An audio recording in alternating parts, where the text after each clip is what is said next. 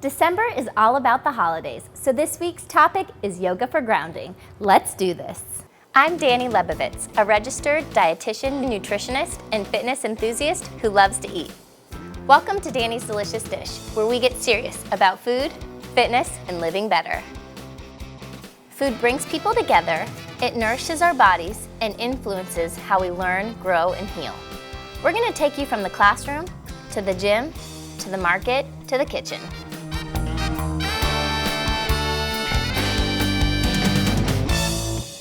The celebrations and fun of the holiday season also create opportunities for stress and anxiety. This year, remain calm throughout the holiday season with yoga. We have Kayley back today to teach us some yoga moves for grounding. Thanks, Dani. So like Dani said, sometimes the holidays have us feeling a little rushed and overwhelmed. So whether it's finishing up last-minute projects at work, maybe hosting relatives, or just rushing through them all to find those gifts that you know you need for the end of the year. So it's really important to take some time for yourself to stay grounded, and yoga can help us get back, get focused, and maybe start to feel a little bit relief from all of the stress. So I'm going to take Dani through a sequence of poses that are going to help us feel connected to the earth and maybe even a little bit more grounded. So to start, we're going to come down first onto our knees and come into child's pose. So taking the knees either hip distance apart or taking them out wide, whatever feels good here. That's the point of this practice. It's just kind of reconnecting to yourself and taking a moment to feel good, start to balance out all that wellness. And so here in our child's pose, we're going to come to the breath and do what we call a three-part breath. So as we inhale, trying to elongate the inhale, elongate that flow of oxygen into our body, think about the breath traveling from the base of the belly up through the rib cage, up to the chest, and pausing into the throat. So for a count of 3. And when it's in the throat, hold it there for about 3 counts, and then exhale that same length as the inhale and feel the breath reverse in its motion. So it travels first from the chest to the rib cage, and then the navel draws towards the spine as you release all the air on the exhale. And take a few more rounds of this. So again, inhaling, filling up the lungs completely, starting from the belly, traveling all the way up to the throat, pausing for a moment at the top, and then exhale, softening. So we find comfort at the end of the exhale. And again, pausing at the bottom. Taking as many breaths as you need in this 3-count breath, this 3-part breath.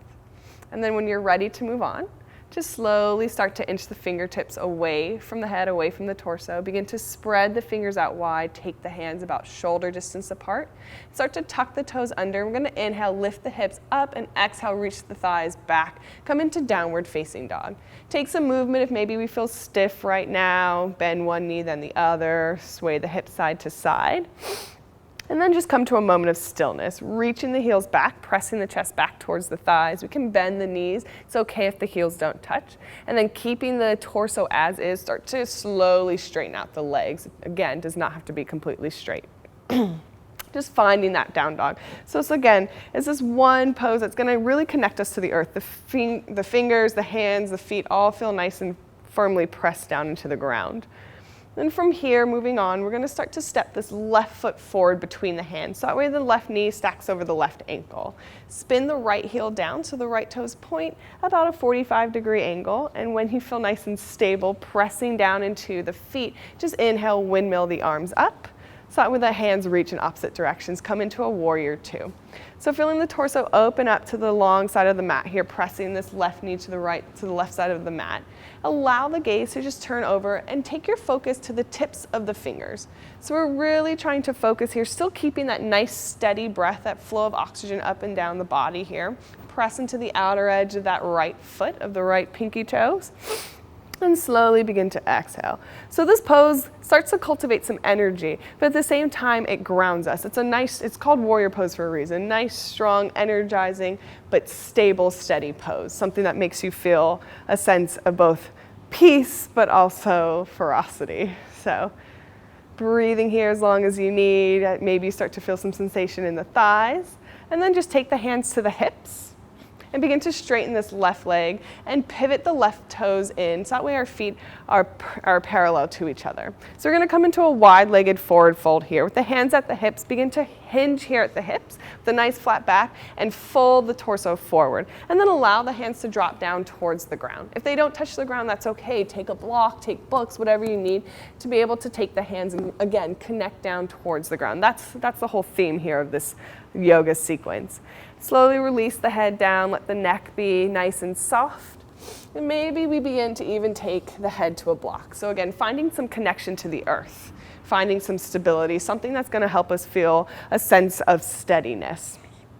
We can walk the hands between the legs so the fingertips point in the opposite direction of the toes, giving you a little bit more stretch, feeling the hips, the pelvis, the tailbone reach up, and still pressing firmly into the mat here with our feet. When you're ready, take the hands and walk them back on either side of the block, right in front of the face, and inhale up to a flat back, catching the hips with the hands. Exhale, release all the air from the belly, and inhale all the way back up to standing. And then just heel toe or jump the feet back together. Find yourself back up towards the front of the mat. And we'll take 2 more final standing poses here on this side. So shifting the weight over to the left leg, staying a little bit soft in that left knee, we're going to come into tree pose. So finding our variation of tree pose, you can just kickstand the right heel up on the left ankle, maybe take the right foot to the left calf, or we can bring the foot all the way up to the left thigh and press the thigh into the foot, foot into the thigh, take the hands to heart center. So wherever we are, we just want to avoid any pressure here on the knee, so just protect the joints. Find a point, something that you can focus on across from you. Again, just keeps that steadiness, and focus here again once more on that steady, elongated breath. When you're ready, when you feel stable in this pose, you can feel free to grow our branches tall. So it's this concept that we root to rise. So we're rooting down, staying stable here in our foundations, knowing it's okay if we start to move side to side. That's not what being steady and stable means. It's being able to counter all of the stressors, everything that life throws at us, and being able to see how we react, how we respond to that. So tree pose is really great when you ever need to just calm the mind down and find your center.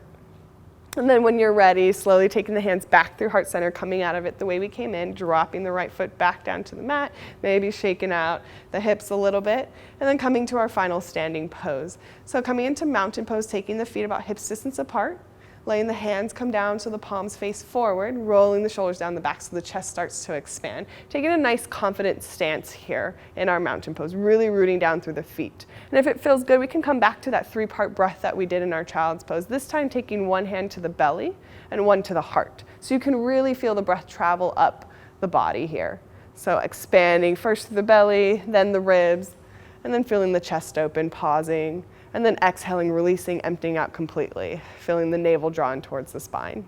Doing this a few more times until you feel that full sense of steadiness, of stability, of feeling grounded once more, drawn back to reality. And then when you're done, just inhaling. And this time as you exhale, letting the hands come down to either side. And then taking a moment before you go on with the rest of your day. So if you followed along with us in this video, be sure to take this whole sequence on the other side to stay balanced. I hope you have a happy holiday season. Thank you for sharing your practice with me. Namaste.